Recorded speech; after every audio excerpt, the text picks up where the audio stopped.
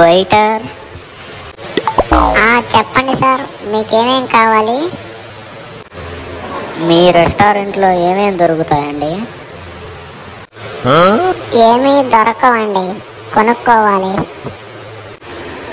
అదేలేండి, ఏమేమి ఉన్నాయి? చికెన్ బిర్యానీ, మటన్ బిర్యానీ, తందూరి అన్నీ ఉన్నాయండి. మీకేం కావాలో చెప్తే తీసుకొస్తా.